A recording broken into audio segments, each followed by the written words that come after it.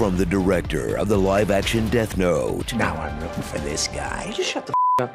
And a studio that uses the Death Note on its own films, comes a knockdown, drag-out brawl between the last two brain cells in your head. You see, ape fight lizard, but call truce to fight ape on lizard. Moth help, ape good.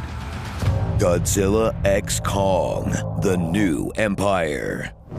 If you're not up on the latest MonsterVerse lore, don't worry, because while Japan is making their Godzilla movies more thoughtful, America is still doing WrestleMania if they filmed it at the zoo.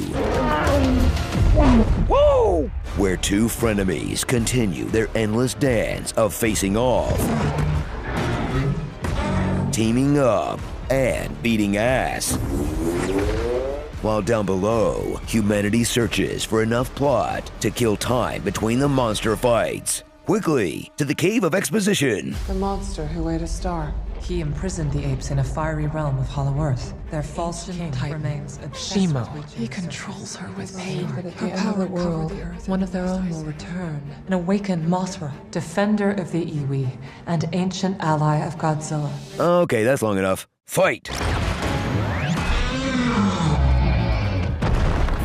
Meet your returning champions, Godzilla, a teenage Saurus Rex, always sleeping. He's still sleeping, like a big angry baby. Eating. Atmospheric radiation levels are dropping. He's absorbing it. Okay, he's charging for something. And experimenting with hot pink highlights. It's not just a phase, Mom. This is me now, okay? And then there is Kong, who's less of a king and more of a broke-down divorcee.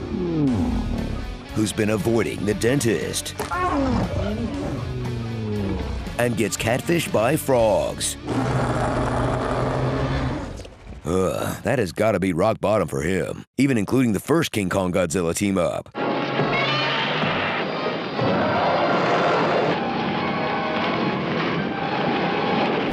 Thrill as a new threat emerges from the subterranean realm, which is below the Hollow Earth, which would mean back up on the surface again, no? Me for asking. Forgot what kind of movie this was. Under / over there rules the Scar King, an ape with the same twisted moral compass as your average Pokemon trainer. Kong must free Scar's people from a lifetime of pointless rock moving and step up to become the stepdad of a Micro Kong orphaned by Donkey Kick. He'll need Godzilla and Mothra's help to whip this slave driver, cause otherwise it's like watching someone try their first Elden Ring boss.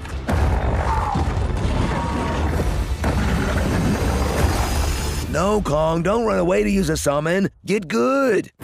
While the Beast Wars rage, humanity is sending its best to turn the tide.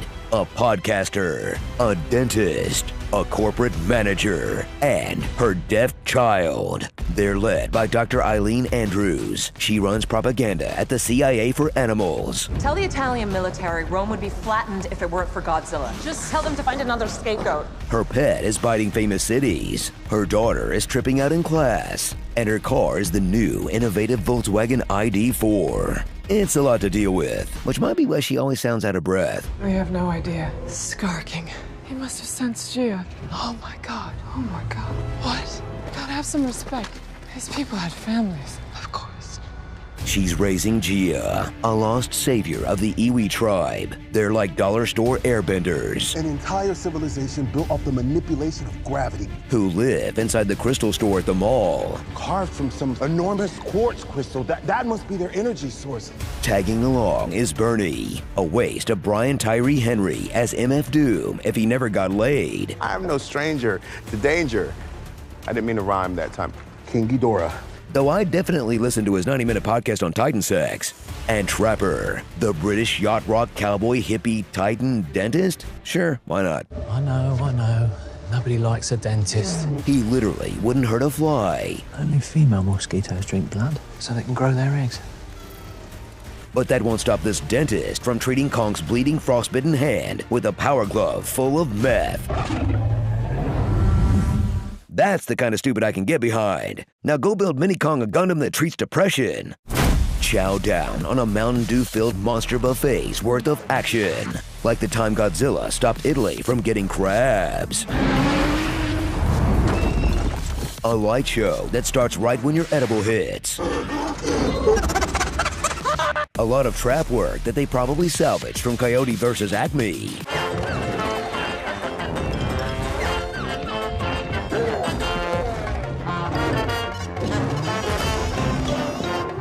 Mothra hitting Spider-Man level web shots in 0G.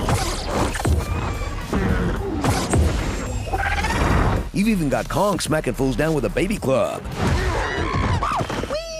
But throughout it all, never forget that these titans are not our enemies, but our noble protectors. As long as they don't venture into each other's territories, we've got nothing to worry about. Yep, nothing to worry about.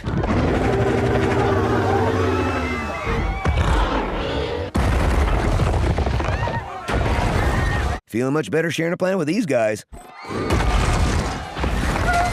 Let me just Google how close I live to any landmarks. So after 5 movies and 2 series, Legendary's MonsterVerse is still going strong. Or at least still existing, who knows anymore. And while they're not putting out the best kaiju flicks in the game, they're serving up the fast food equivalent. It's big, it's dumb, and if you're in the mood for a quick rush that you'll forget before your next dump, it'll get the job done. While we are throwing random shit at the wall...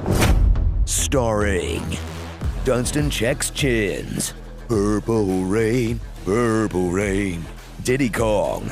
Like from the video games? Not that Diddy, come on. Who killed the dinosaurs? Me. Hall hath no fury. Tony Scar was able to build this in a cave with a box of spines. Brian, for example, has 37 pieces of flair. Oh, crikey then! A Tribe Called Vision Quest. And Save Mothra. Super Smash B****s. Should I get a grill? Nah.